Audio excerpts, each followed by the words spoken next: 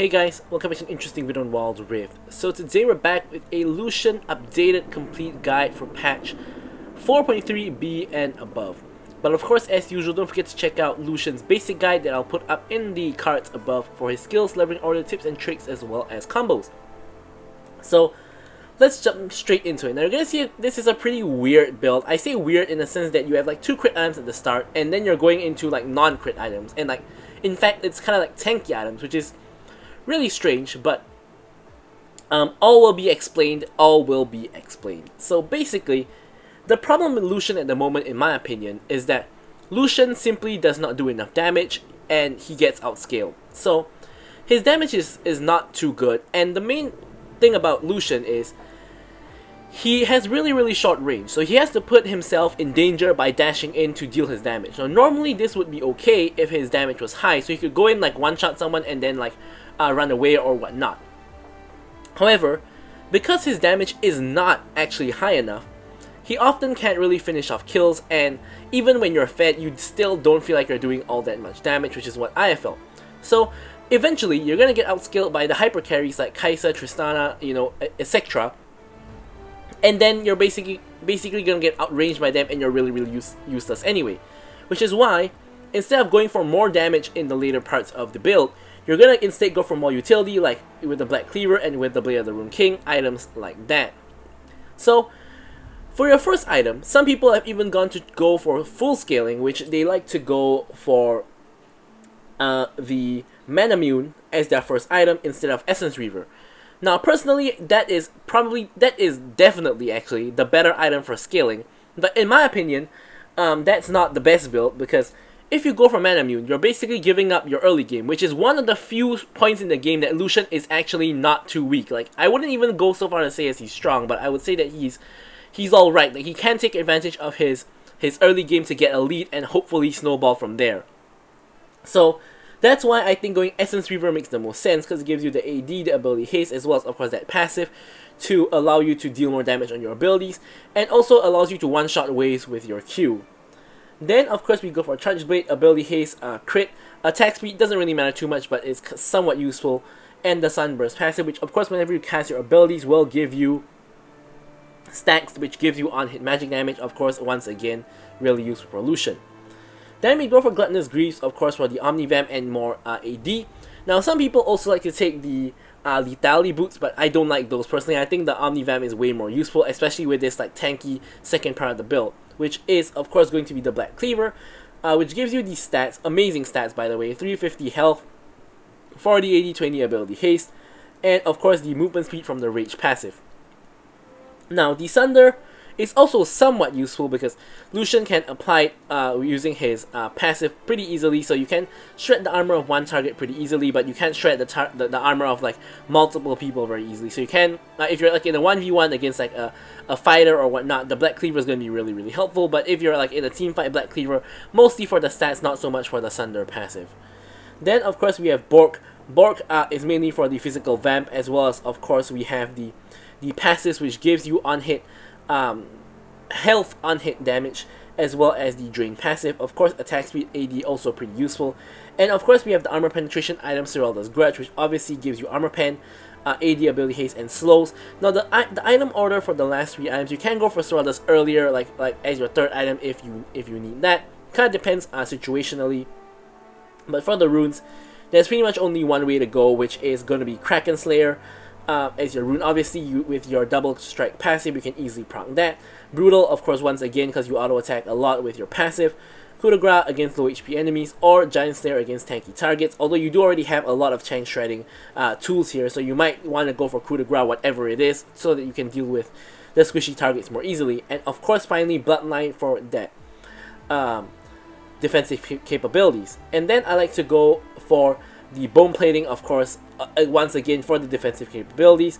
But a very popular option is also Sudden Impact, which is going to give you 13 penetration for both armor and magic when you dash, which is of course pretty useful on Lucian because he does have that dash. It's the more aggressive option, but personally I like the more defensive option. Kind of depends on the match. If we're against a match full of squishies, maybe the aggressive option is going to be better. And for the spells, of course we take Flash and we take Exhaust. But with all that out of the way, let's jump into talking about our gameplay. Okay, so straight into the gameplay now.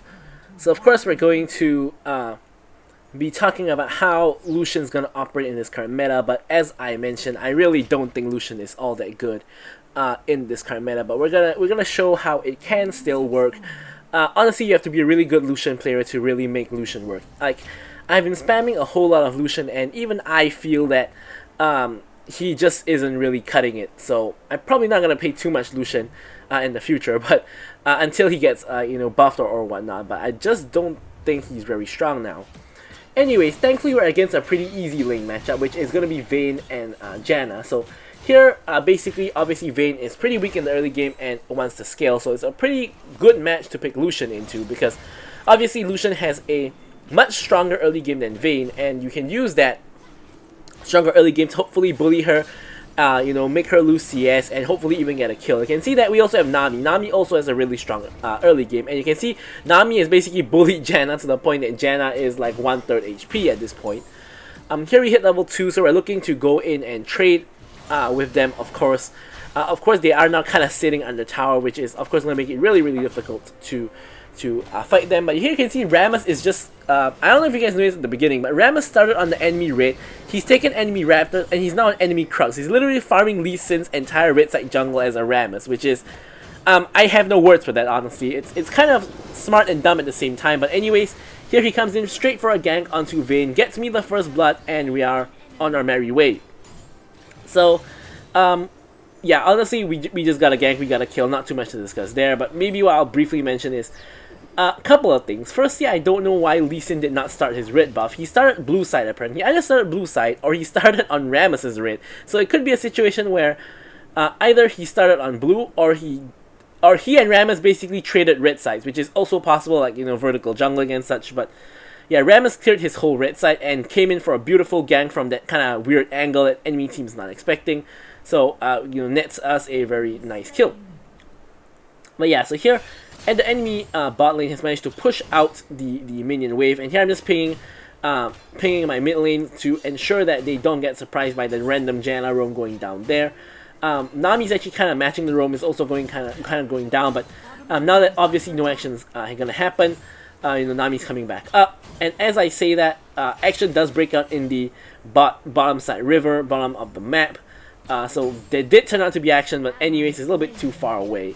So here, Vayne is alone. So obviously what we want to do is we want to dash on her. The trouble is she has a dash as well. So it's not exactly really easy to dash on her, because when we dash on her, she's going to dash away. It's not like other ADCs who can simply just walk, who can only walk away and they don't have a dash. Now here, Janna comes back. I actually get condemned into the wall. Thankfully, because of my dash, I get shoved into safety by the Janna. But here you can see that obviously we do have more damage at the moment. So despite basically misplaying the situation and getting condemned into the wall, we are still fine.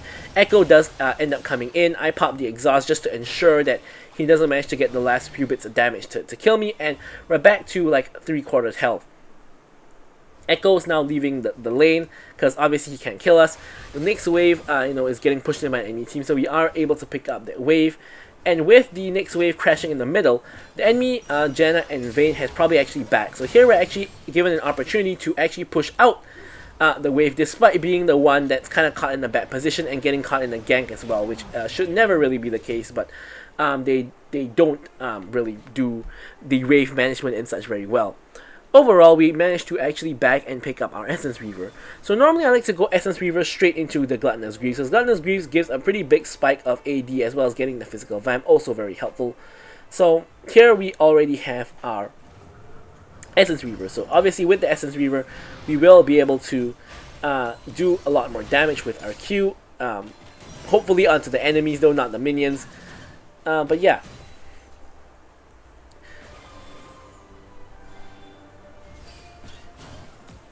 So the kind of semi-good news for us in this particular match is the enemy team is actually relatively short range as well. Like, if you guys notice, Janna not the longest of range, Lee Sin is melee, Echo is melee, and Vladimir doesn't really have the longest range, especially for a mage. He's a battle mage, he's not really like a long range kind of mage. And Vayne has to kind of be up close and personal to do damage as well. So in this game, Lucian's weaknesses will not be too badly exposed, which is his lack of range. But when you go against all those champs with longer ranges, you're gonna be in trouble. But here we decide to go in on the both of them. Here we can see that the damage. Here Janna is, Janna healing pretty insane. But here I'm gonna pop the ulti and try to blast down the Vayne. Unfortunately, Vayne is able to dash out of the way of the bubble. So we are only able to actually get the kill onto Janna, and Vayne manages to survive with a sliver of HP. And of course, off of that, she does have to recall. Now, because the dragon is up, instead of going for tower plates, we're actually going to rotate straight to the dragon and try to secure this dragon. Obviously, Lucian is on his way here. You can see him on his way, but he is a little bit too late, so we are able to secure the dragon, and then we're going to back.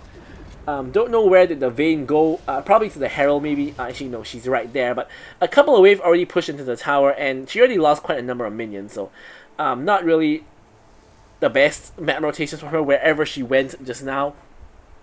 But now my team is going to go on the Herald, and I'm going back up top, and the reason for this is both Vayne and Janna are still there, and here you can see the one shot on the wave with the Q, and I don't want them to get any kind of free tower plates.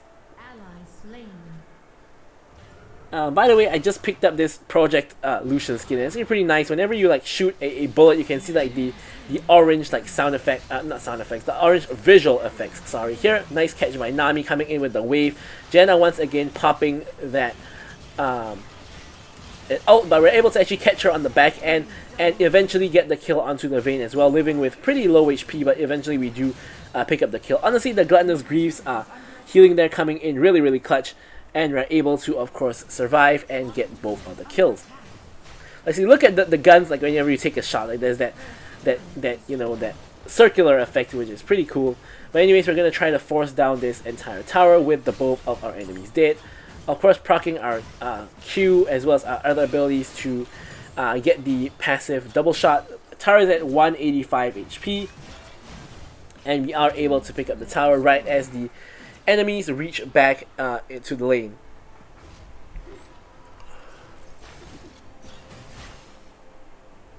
Here I was initially planning to back, but I realized I'm actually backing on a control wall, which is pretty embarrassing. But so we're gonna just move aside and just back here instead.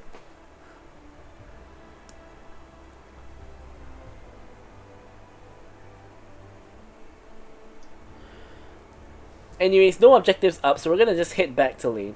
Not too much is happening. My team is slowly accruing a sizable lead against the enemy team. About 5 kill, not 5 kill, but 5k gold lead now. Nami tries the same stun again with the long range ulti, but this time Janna doesn't fall into the same trap. Unfortunately, so we're gonna quickly shove out this wave because Lucian, you know, one of his strengths is that amazing wave clear with the Essence Reaver, and then we can rotate to mid and see if we can possibly like help our team. Obviously, nothing too much happening there. Here, I'm just going into the jungle to see if we can disturb the enemies here. Lucian ends up walking straight into us. We dash on top of his head. But unfortunately, you know, he is a really mobile champion as well, and you can't really get on top of him. So here Tristana's pinging for a fight. Rammus is rolling his way in, but he popped his Q really early, so he's not going to have that Q ready. So here we're 4 men just pushing down mid. So I guess we're just trying to force down the mid lane tower. Not too many people defending. It's just the enemy bot laners. Lucian is already rotated elsewhere. And we do, of course, have vision of the Vladimir. Now, the Rammus just goes straight in onto the Vayne taunts her, and I'm able to get off a lot of ult damage onto the Vayne, and Vayne just dies. We don't get the kill credit, but we basically did all of the work anyways. We are able to secure the tower as well, and in trade, Lucian is actually going to get our top tower as well as the objective bounty that comes with it.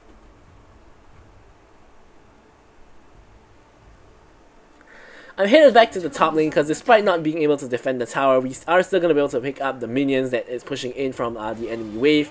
So, of course, you know, you always want to be split up as a team to maximize your amount of farm. Of course, unless you need to group for an objective or something else. But otherwise, you should always send people to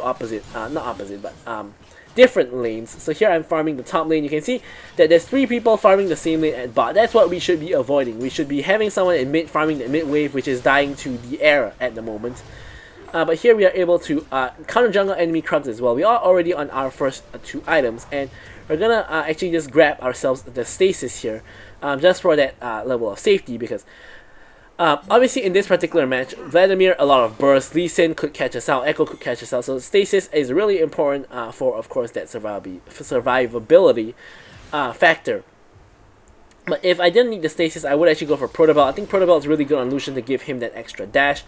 Here the dragon has spawned and the fight has already broken out with Rammus going in. Here I'm dashing in. Unfortunately, the Q does not hit onto Lee Sin. And R doesn't really hit too much as well. It hits a little bit of damage to Vladimir, I guess. And here we're finishing off the Vladimir. We're on the chase for the Vayne. Vayne flashes out of the way.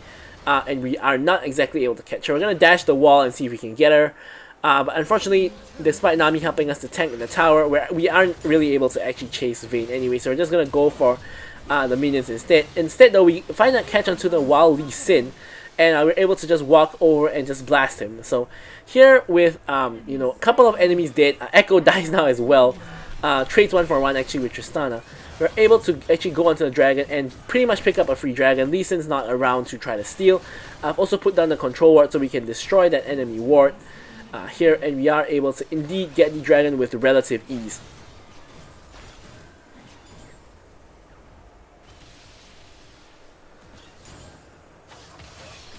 So here I'm just playing around my team basically, like, you know, Kennen could always find a catch, so could of course the Rammus. And here I'm just gonna back to get items. I see Lee Sin coming over to the blue buff, and I actually cancel my back to see if a fight's gonna break out. But what ends up happening is Kennen KS's the blue buff from Rammus, which is completely needless, but yeah, these kind of things do happen. So here I'm just farming up. My team gets into a fight, you know, not too surprising. I dash in, basically get a KS into Lee Sin.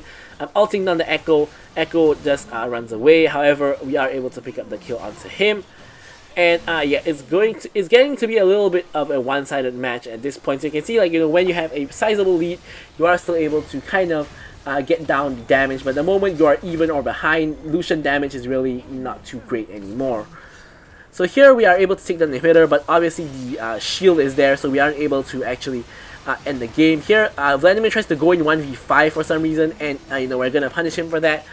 We do end up going legendary off of that kill, but obviously, as I said, we cannot end the game with the Nexus shield active. So instead, the only thing we can really do is actually to back. Here, I end up getting a bait in with my team with those two low HP targets. I was just standing with them. Lee Sin takes the bait, goes in onto those low HP targets. I was already ready, finger on the exhaust, spamming that exhaust as he flew in, so he didn't even get to execute damage fully from his Q, and he's not able to actually kill anyone, and instead, we get the kill onto him. So here, just helping Rammus pick up the red buff, and Rammus is just straight up starting Baron, like you can see here. So here, I'm actually going in, trying to kill the Janna, which I do. And then I realized, wait a minute, my Rammus is trying to solo Baron, and he didn't even try to ping. So here, I'm going to help him. We can two-man the Baron relatively easily. I also pop the control ward down in the pit to ensure we aren't being seen. Rammus and, not Rammus, Kennen and Navi just walking around aimlessly. By the time they get here, Baron's basically done.